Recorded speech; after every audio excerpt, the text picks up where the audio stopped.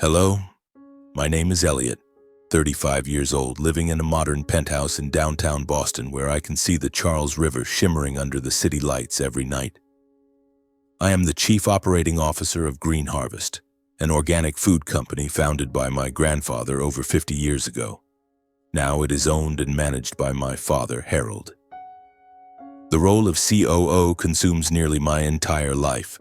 Long days in the office, endless business trips, and sleepless nights finalizing international contracts. I've sacrificed many things, dates, vacations, and even personal dreams, all to keep the promise I made to my father that I would take Green Harvest to new heights. But today, on Thanksgiving, I just want a peaceful evening with my family. I drive my Tesla through the tree-lined streets of suburban Boston where our family home is located. The house, or rather a mansion, is a symbol of my family's success. It sits atop a low hill surrounded by perfectly manicured lawns and glossy white wooden fences. The mansion is built in a neoclassical style with towering white marble columns at the entrance, a red-tiled roof imported from Italy, and stained glass windows that sparkle in the twilight. Inside, the grand foyer is paved with imported Carrara marble, featuring a Swarovski crystal chandelier hanging overhead, casting light that glimmers like diamonds. The dining room where our Thanksgiving dinner will take place can seat up to 30 people, with a long hand-carved walnut table and chairs upholstered in deep red velvet. I step inside, carrying a bottle of red wine I carefully selected from my favorite wine shop on Beacon Street. The rich aroma of roasted turkey blends with the scent of cinnamon from the pumpkin pie my mother made, filling the air. My mother, Margaret, is bustling in the kitchen, her silver hair tied up in a bun, her hands deftly chopping vegetables. My father, Harold, sits at the head of the dining table, his reading glasses perched low on his nose, engrossed in a business newspaper. And Ryan, my 30-year-old younger brother, as usual, is scrolling through his phone, a half smile on his face as he watches some party video. It's a familiar scene, but today something feels off. I sense it, like the way the air grows heavy before a storm. "Elliot, you're here." My mother looks up, her smile always warming me, if only for a moment. "Help me set the plates on the table, dear." I nod, setting the wine bottle down and getting to work. The white porcelain plates, each rimmed with 24-karat gold, are neatly arranged on the splendid walnut table. I glance at my father. He's still focused on his newspaper, but his brows are furrowed as if weighing something important. I want to ask, but I hold back. My father is always like this, reserved, unapproachable, and I've learned not to disturb him in such moments. Instead, I turn to Ryan, lounging with his legs crossed on the velvet-upholstered chair, his silk shirt glinting under the chandelier's light. "Ryan, lend a hand," I say, trying to keep my tone light.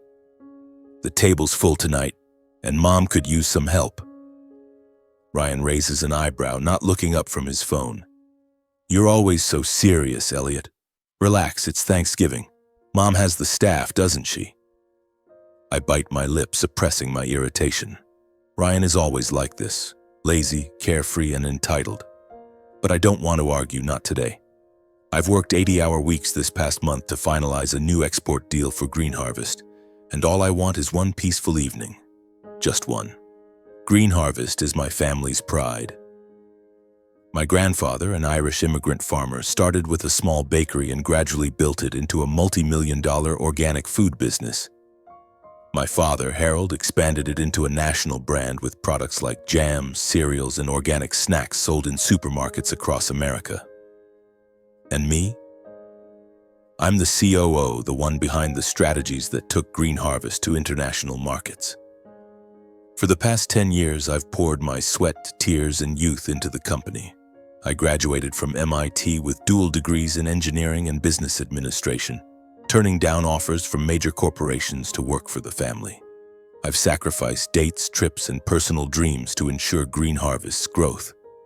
And my father always said, with a proud look in his eyes, that I would be his successor. "Elliot, you are the future of Green Harvest," he once told me, clapping my shoulder with a firm voice. I believed him. I believed in that promise. Dinner begins, The table adorned lavishly with a white silk tablecloth imported from France, flickering candles in silver holders and a golden roasted turkey at the center, surrounded by silver platters of steamed vegetables and mashed potatoes. Besides our immediate family, there are a few distant relatives, aunts and uncles from my mother's side, and some of my father's trusted business partners. I sit next to my mother across from Ryan, with my father at the head of the table like a king on his throne, dressed in a bespoke suit from Savile Row. We raise our glasses, toasting the holiday season, and laughter begins to fill the room. But inside, I feel an inexplicable unease. Perhaps it's the way my father's eyes seem colder than usual, or how Ryan keeps texting under the table, a cryptic smile on his lips. "Harold, you should tell the story of how Grandpa started the business." Aunt Susan, my mother's cousin, speaks up, breaking the silence. I never tire of hearing it. My father smiles, but the smile doesn't reach his eyes. "Oh, Susan, that story's been told too many times. Today I'd rather talk about the future than the past." He pauses, setting his wine glass down, and I notice the entire table looking at him. My heart beats faster, though I don't know why. "The future?" I ask, my voice soft but unable to hide my curiosity. "What do you mean, Dad?" My father looks at me, then around the table, as if choosing his words carefully. "Green Harvest has come a long way. From a small bakery, we're now a global brand, but I'm not getting any younger. It's time for me to step back and let the next generation take over." The table falls silent. I feel the blood in my veins heat up, not from excitement, but from a sinking premonition. My father once said I would be CEO when he retired. He promised. But why is his gaze avoiding me, shifting toward Ryan? "Ryan," my father says, his voice low and clear, "you will be the next CEO of Green Harvest." The clatter of cutlery dropping onto a porcelain plate rings out somewhere. I'm not sure whose, because my mind seems to stop functioning. Ryan? Ryan, who's never worked more than 20 hours a week, who spends money like water on lavish parties, who knows nothing about strategy or management. Ryan, my younger brother, will be CEO. "Dad, what did you say?" I hear my voice hoarse, as if it belongs to someone else. I thought... "Elliot," my father interrupts, his voice cold as ice. "The decision has been made. Ryan is the right choice." I look at Ryan. He's smiling, a triumphant smirk, as if he knew this was coming. My mother, sitting beside me, clutches her napkin, her face pale. The others at the table begin to whisper, but I can't make out their words. My ears are ringing as if the world is underwater. "The right choice?" I repeat, my voice trembling. "Ryan? Dad, I've worked day and night for Green Harvest. I expanded the markets, secured international organic certifications, doubled the revenue. I've sacrificed everything. You said I would be the one to take over." My father looks at me, his eyes devoid of emotion. "Elliot, this isn't the time for arguments. The decision is final." I want to shout, to slam the table, to demand why he betrayed his promise, but I just sit there, silent, feeling my heart being crushed. My mother places a hand on my shoulder, but I don't respond. I look around the table, seeing pity, curiosity, and awkwardness in their eyes. Ryan is still scrolling through his phone as if none of this concerns him. Dinner continues, but I no longer smell the turkey or hear the laughter. I eat mechanically, my mind swirling with questions. Why? Why did Dad choose Ryan? What did I do wrong? I've dedicated my entire life to Green Harvest, from my days as an MIT student working in the company's tiny office on weekends to sleepless nights finalizing contracts. I turned down offers from major corporations, gave up relationships, all to prove I was worthy of my father's trust. And now, he chooses Ryan. Ryan, who's never taken anything seriously except his parties. After dinner, as everyone moved to the living room with its blazing marble fireplace, I pulled my father aside to a corner where opulent oil paintings adorned the walls. I couldn't hold it in any longer. "Dad, I need an explanation," I said, struggling to keep my voice calm. "Why Ryan? You know he's not capable of running the company. You said I was the right one, you promised." My father looked at me, his eyes cold and unyielding. "Elliot," he said slowly, as if speaking to a child, "there are things you don't understand. Green Harvest is a family legacy, and a family legacy is for blood." I blinked, confused. "Blood? What are you talking about? I'm your son." He turned away, not answering immediately. Then he said, his voice so low I could barely hear, "Ask your mother, Elliot. Ask her the truth." My heart seemed to stop. I stared at him, waiting for an explanation, a smile to say he was joking. But no, he walked away, leaving me standing there in the lavish living room corner with distant laughter and chatter from the others. I turned to find my mother, seeing her standing alone by the stained glass window, gazing into the night. Her shoulders trembled slightly, as if she'd overheard everything. "Mom," I called, my voice hoarse.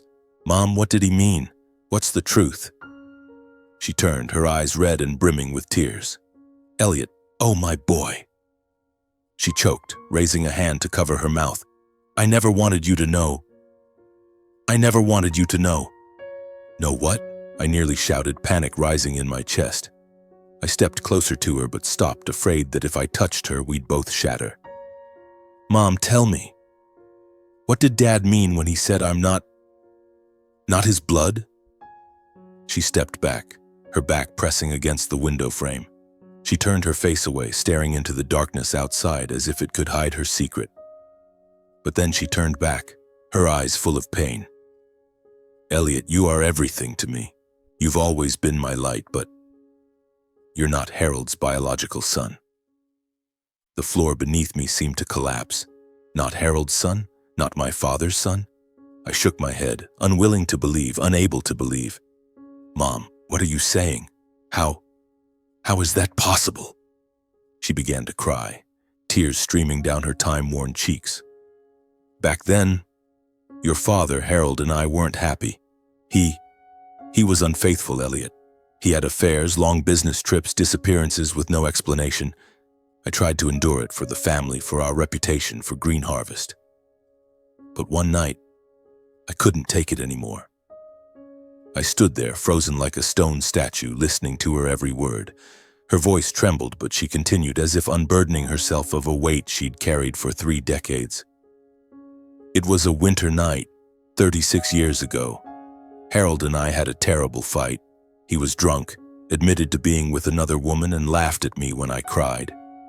I left the house, wandering the streets of Boston, not knowing where to go. I ended up in a small bar, just looking for some warmth, some comfort. And there, I met someone.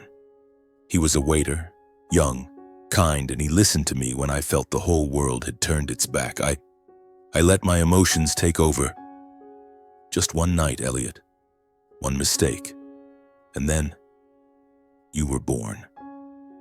I heard every word, but my mind was trapped in a storm. A waiter? A one-night mistake?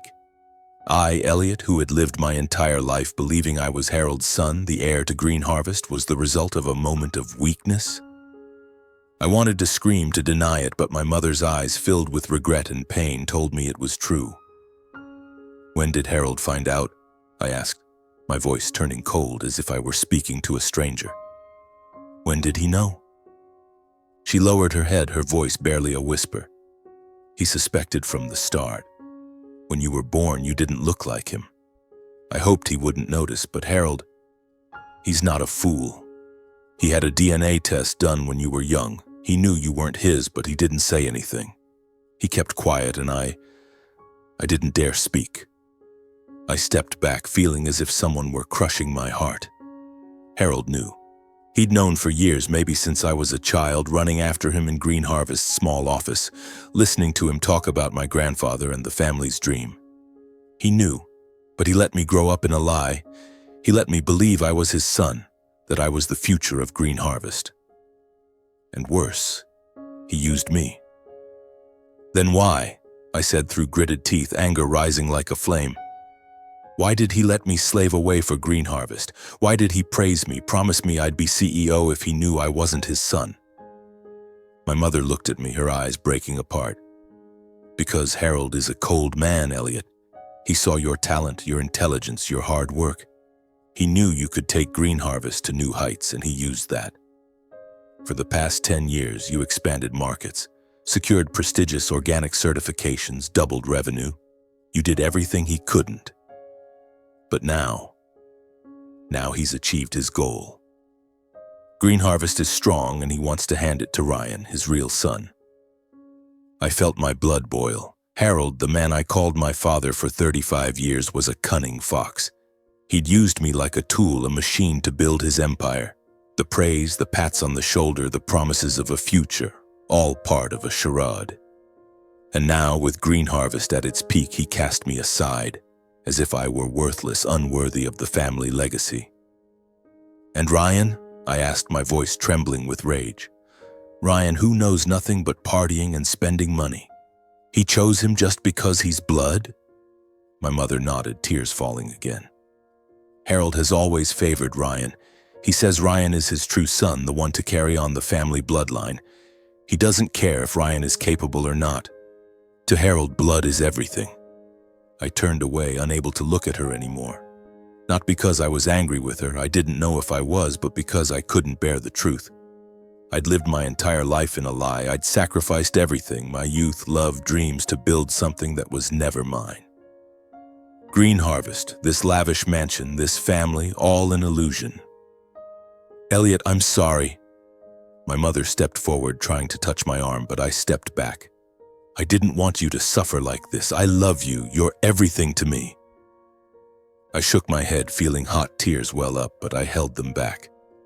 Mom, why didn't you tell me sooner? Why did you let me live in this lie? Because I was afraid of losing you, she whispered, her voice breaking. I was afraid if you knew the truth, you'd leave me. I couldn't bear that thought, Elliot. You're the reason I wake up every day. I didn't answer. I didn't know what to say. My mind was a whirlwind, sweeping away every emotion. Love for my mother, anger at Harold, the pain of betrayal, all mixed together, making it hard to breathe. I turned and walked out of the living room, through the marble-floored hallways, past the expensive oil paintings, past the chandelier sparkling like diamonds. All this extravagance, all the glamour of my family now only made me feel suffocated. I opened the front door and stepped outside. The cold Boston air hit my face, but I felt nothing. I stood on the stone steps looking out at the oak-lined street where I used to play as a child, where I thought I belonged. But now I wasn't sure anymore. I didn't know who I was or where I belonged. I heard footsteps behind me. My mother ran out, her silk scarf slipping from her hand, fluttering on the steps. Elliot, don't go, she called, her voice panicked. Please stay, we can talk, we can figure this out. Figure it out? I turned back, my voice colder than I expected. Figure out how, Mom? Dad used me for 10 years and you knew and said nothing. Now what? What am I supposed to do? Keep pretending I'm part of this family when Dad chose Ryan just because he's blood? She sobbed, but I couldn't stay. I couldn't bear to look at her, at the house, at everything that was once my world. I walked down the steps, got into my car, and drove away. In the rearview mirror, I saw my mother standing there, a small figure before the massive mansion door. She called my name, but I didn't turn back. I drove through Boston's familiar streets, but the city now felt alien. The skyscrapers, the Charles River, the lights, all seemed to belong to someone else, not me. I didn't know where I was going, only that I needed to get away. Away from Harold, away from Green Harvest, away from the lie I'd lived for 35 years. When I stopped at a riverside parking lot, I realized I was crying. Not loud tears, but the quiet kind, streaming down my cheeks, carrying the pain of betrayal. Harold, the man I called my father, had known the truth for years. He let me work like a draft horse, praised me, promised me, only to discard me when he no longer needed me. He was a cunning fox, a cold calculator, and I was just a pawn in his game. I sat in the car, watching the river shimmer under the moonlight. I thought about the years gone by, the sleepless nights at Green Harvest's office, the job offers from major corporations I turned down, the dates I canceled because I was too busy. I'd sacrificed everything for the family, for Green Harvest, for Harold's promise. And now, I was left with emptiness, But in that emptiness, a small flame began to burn. I didn't know what it was, anger, pride, or simply the determination not to let Harold win. I wiped my tears, gripped the steering wheel, and told myself this story wouldn't end like this. If Harold thought he could cast me aside and move on as if nothing happened, he was wrong. I would prove I didn't need Green Harvest, didn't need this family to succeed. I started the car and drove back to my downtown Boston apartment. That night I didn't sleep. I sat by the window looking out at the city and began to plan. I would resign as COO. I would leave Green Harvest, leave the family, and start over.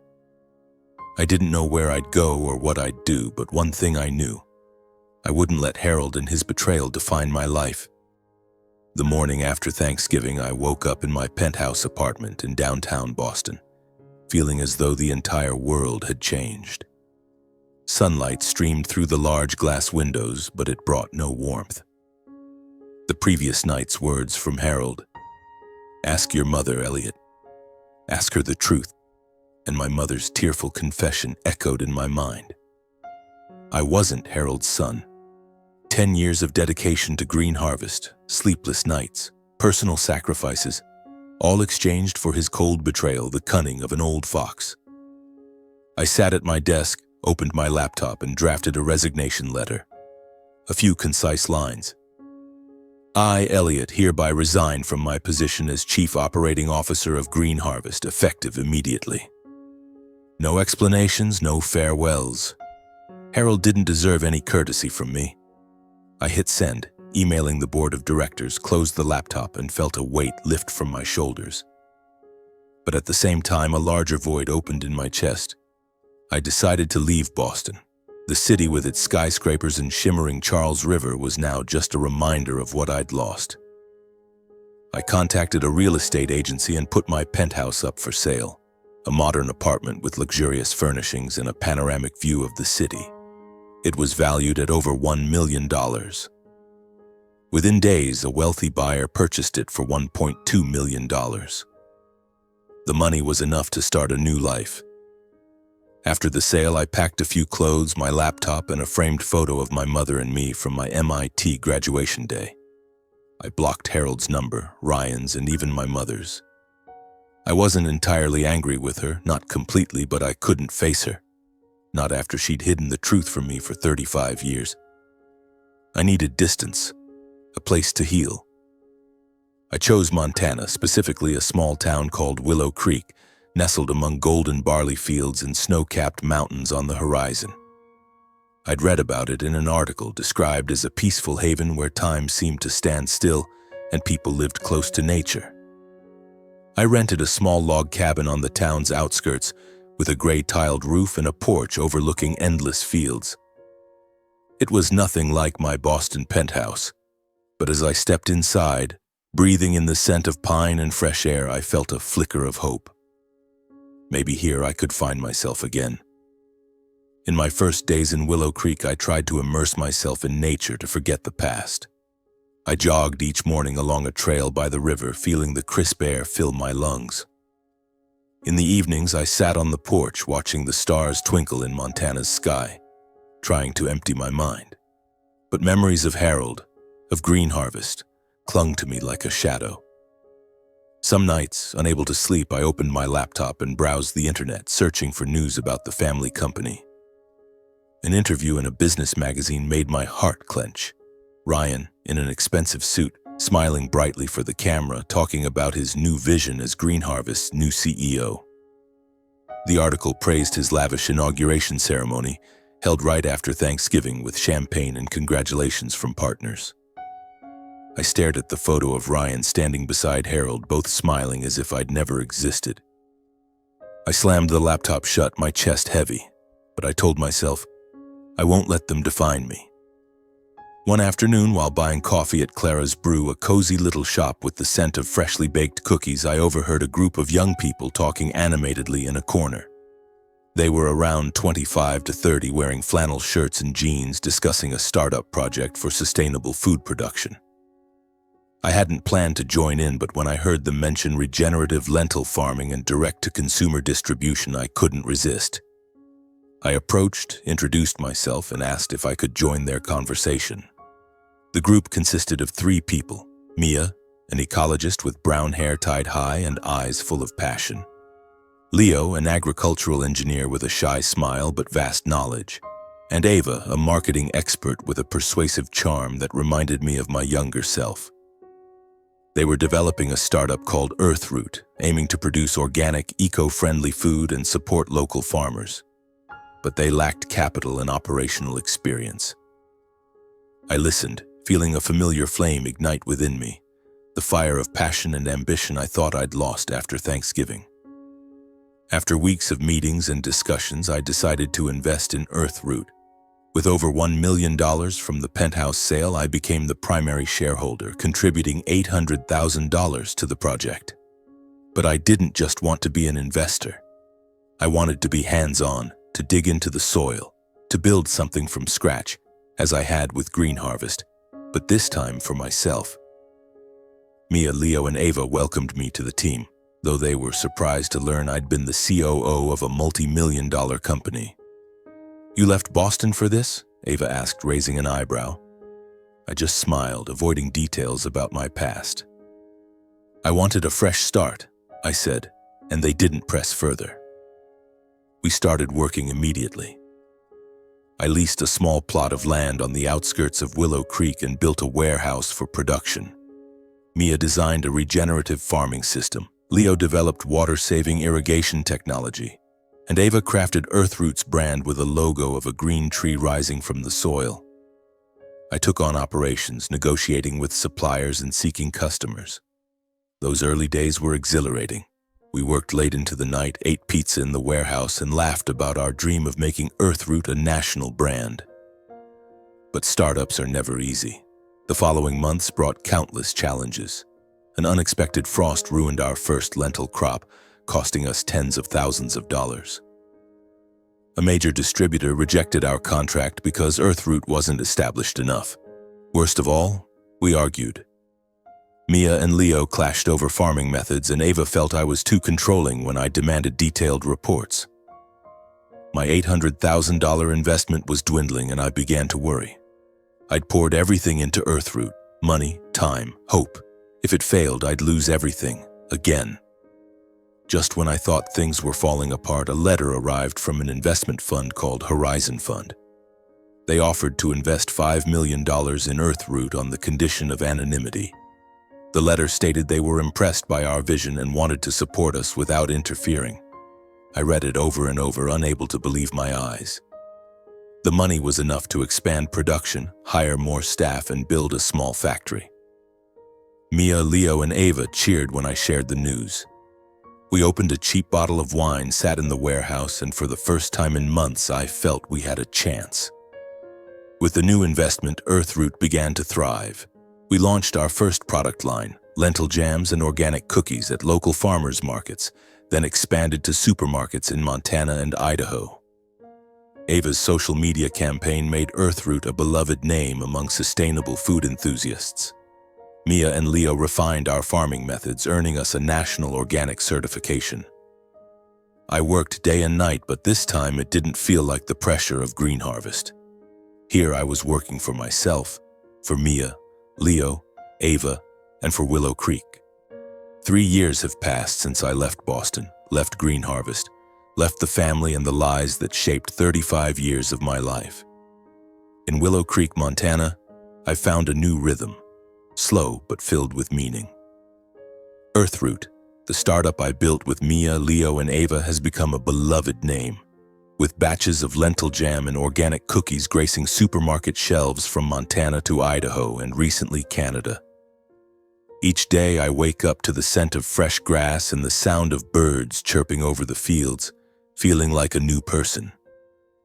But despite my efforts to immerse myself in nature, in work, in the smiles of my Willow Creek friends, there are quiet moments when old wounds resurface, reminding me of Harold Ryan and my mother. One late autumn afternoon, as the barley fields in front of my cabin glowed golden under the fading sunlight, I sat in Earthroot's modest office, really just a corner of the warehouse with an old wooden desk and a laptop. I was reviewing financial reports, smiling as I saw this month's revenue had doubled compared to last year. Earthroot was on the right track, and I was starting to think about expanding to European markets as I once did with Green Harvest. But those thoughts were interrupted by a knock at the door. I was surprised. In Willow Creek, visitors were rare at this hour, especially as dusk settled in. I stood, opened the door, and found a woman about 60 years old, her salt and pepper hair neatly pinned up, wearing an elegant wool coat. She gave a gentle smile, but her serious eyes made my heart beat faster. "Mr. Elliot?" she asked, her voice low and warm. "Yes, that's me," I replied, trying to keep my tone steady despite a growing sense of unease. "And you are?" "I'm Karen," she said, extending her hand. "Karen Sullivan, a representative of Horizon Fund. I have something for you." Horizon Fund. The name jolted me. 3 years ago, when Earthroot was on the brink of failure, this fund injected $5 million to save us. That investment allowed us to build a factory, expand production, and achieve today's success. But I'd never known who was behind Horizon Fund. Their letter only mentioned an anonymous investor, and I hadn't had the time or resources to investigate further. Karen handed me a cream-colored envelope, thick and heavy, with my name, Elliot, written in elegant handwriting. "This is something you need to read," she said, her voice soft but laden with meaning. "And I think we should talk." I invited her in, gesturing to an old wooden chair by the kitchen table. I brewed 2 cups of tea, trying to keep my hands from trembling as I set the envelope on the table. Something in Karen's eyes, a deep empathy, told me this wasn't just a business meeting. I sat down, staring at the envelope, my heart tightening as I recognized the handwriting. It was my mother's. I opened it, finding a long letter written on delicate silk paper, along with a small photo of my mother and me from my MIT graduation day. Her radiant smile in the photo now brought a lump to my throat.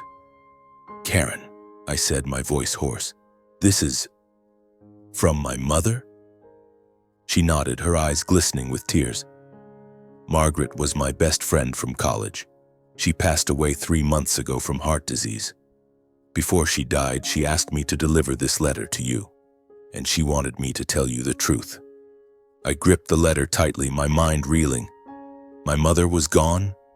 3 months ago? I didn't know.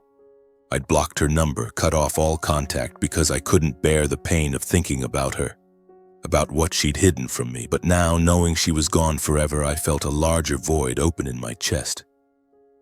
"Karen, please tell me," I whispered. "What's the truth?" Karen took a deep breath, as if preparing for a long story. "Margaret was always tormented by what happened between you and the family. After that Thanksgiving, when you left Boston, she nearly broke down. She told me she'd made the biggest mistake of her life by hiding the truth about your biological father. She loved you, Elliot, more than anything, but she didn't dare reach out, afraid you wouldn't forgive her." I bowed my head, feeling hot tears well up. I remembered my mother standing on the mansion's steps, calling my name as I drove away. I'd left her without a goodbye, too hurt to stay. But now, hearing Karen, I began to understand that my mother had suffered just as much. "Margaret didn't want you to feel tied to the family," Karen continued. "She knew you'd chosen Montana to start over, and she wanted to help. She sold her personal assets, some Boston properties, family heirloom jewelry, to create Horizon Fund. The $5 million investment in Earthroot came from her. She wanted you to have a fresh start, a chance to build something of your own, free from the shadow of Green Harvest or Herald." I looked up, stunned. Horizon Fund was my mother? She'd been quietly watching over me, supporting me even when I didn't know. I remembered the days when Earthroot was nearly bankrupt, when we lost our first lentil crop, when distributors rejected us, when my team and I argued to the point of exhaustion. Without that investment, we wouldn't have made it. My mother had saved Earthroot, saved my dream without needing me to know. "She came to Montana once," Karen said, her voice softening. "Just once, about 2 years ago. She stood at a distance watching you work in the fields with your team. She said you looked happy, strong, and she didn't want to intrude. She returned to Boston that same night, but she never stopped following you. She read every article about Earthroot, saved every photo of your products. She was proud, Elliot. So proud. I couldn't hold back anymore. Tears fell onto the letter, smudging a few words. I opened it, trembling, and began to read. My mother's handwriting was still elegant, but I could sense the tremble in each stroke as if she'd written it with her whole heart. My dearest Elliot, if you're reading this letter, I'm likely no longer here. I'm sorry for everything. I'm sorry for hiding the truth about your biological father, for letting you live a lie for 35 years. I was afraid of losing you, afraid you'd no longer see me as your mother, but I was wrong, and I'll carry that regret to my last breath. You are my light, Elliot. From the day you were born, you brought me joy I'd never known. I watched you grow, intelligent, hardworking, compassionate, and I knew you'd achieve great things. When you left Boston, I thought I'd lost you forever. But when I saw you building Earthroot, saw you smile amidst Montana's fields, I knew you'd found your path. I can't undo the mistakes of the past, but I wanted to help you build your future. Horizon Fund was my way of being with you, even from afar. I want you to know I always believed in you, always loved you more than anything in this world. Live well, my son. Let go of the past, let go of the pain Harold and I caused. Keep doing what you love, because that's how you shine. P/S. I love you, forever. I folded the letter, tears streaming down my cheeks. I was no longer angry with my mother. The pain of that Thanksgiving, of the betrayal, lingered, but it faded, giving way to sorrow and gratitude. My mother hadn't just given me life. She'd given me a new chance, even when I'd turned my back on her. She'd been there for me, in her quiet, loving way. Karen sat silently, giving me space for my emotions. Finally, I looked up, wiping my tears. Thank you, Karen, I said, my voice hoarse. Thank you for bringing me this letter. She gave a sad smile. Margaret was my best friend. She wanted you to know you were always everything to her. After Karen left, I took the letter to the barley field behind my cabin. A gentle autumn breeze made the stalks sway like waves. I sat on a large rock, rereading the letter word by word. I felt a release, not just for my mother, but for the past. I forgave her, not because she needed it, but because I did. I needed my heart to be at peace, to keep living. A week later, I booked a flight to Boston. I didn't tell anyone, not even Mia, Leo, or Ava. I just needed to do one final thing to close the past. When the plane landed, I rented a car and drove to a cemetery on the outskirts of Boston where my mother was buried. The cemetery was quiet, with rows of maple trees blazing red under the autumn sun. I found her grave, a simple stone marker engraved with her name. Margaret, beloved mother. I knelt, placed a bouquet of white daisies on the grave, and whispered, "Thank you, Mom. I love you too." I stood there for a long time, letting the breeze carry away my final tears. Then I got back in the car and drove past the familiar road to the family mansion. The house was as splendid as in my memories, with its marble columns and white wooden fences. I stopped the car at the gate, looking in but didn't get out. I saw light from the dining room, where that Thanksgiving 3 years ago had changed my life. I didn't know if Harold and Ryan were still there, and I didn't want to know. I had Willow Creek, Earthroot, a new family built not on blood but on trust and companionship. I turned the car around, drove toward the airport, and felt lighter than ever. My mother had given me a new chance, and I wouldn't waste it. I would live, not to prove anything to Harold or Ryan, but to become the best version of myself. 2 years have passed since I received my mother's letter. 5 years since I left Boston Green Harvest, and the family that shaped 35 years of my life with lies. In Willow Creek, Montana, I found not just a job, but a purpose. Earthroot, the startup I built with Mia, Leo, and Ava from those early challenging days, has grown into a $50 million enterprise. Our lentil jams, organic cookies, and sustainable cereals now line supermarket shelves across the US and have expanded to Europe. England, France, and Germany. Each time I see the Earthroot logo on an international store shelf, I feel a quiet pride, not for the money or fame, but because I achieved this without Green Harvest, without Harold. My personal life has blossomed in ways I never imagined.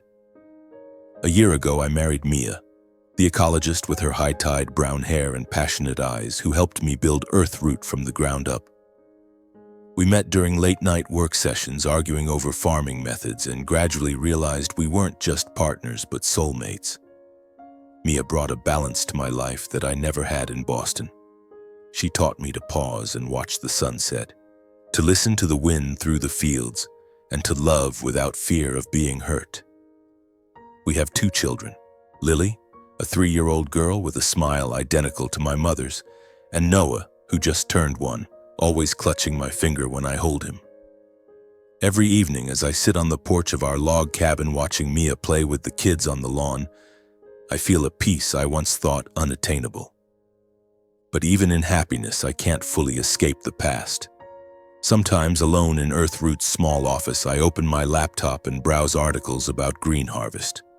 I don't do it often, but a part of me is curious, or perhaps wants to know if Harold and Ryan have faced consequences for what they did. Then I see headlines that make my heart race. Green Harvest loses major contract with national supermarket chain. Family company faces mounting debt. CEO Ryan criticized for poor management.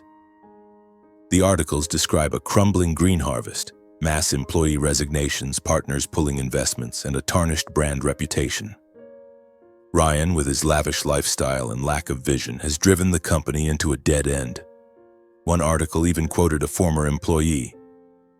Ryan doesn't know how to run a company, he's only good at partying.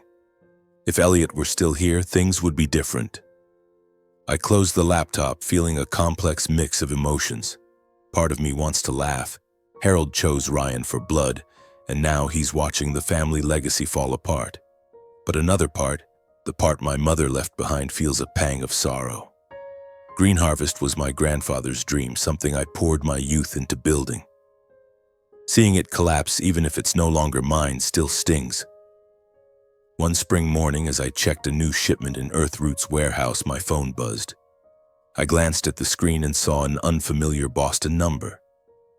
I almost didn't answer, but a gut feeling made me press accept. The voice on the other end made my blood freeze.